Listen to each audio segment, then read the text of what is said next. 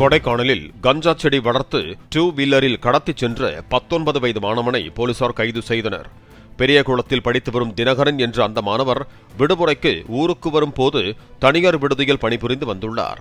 அப்போது விடுதியின் பின்பகுதியில் கஞ்சா செடியை வளர்த்து அதனை விற்பனை செய்வதற்காக எடுத்து சென்ற போது பிடிபட்டதாக போலீசார் தெரிவித்தனர்.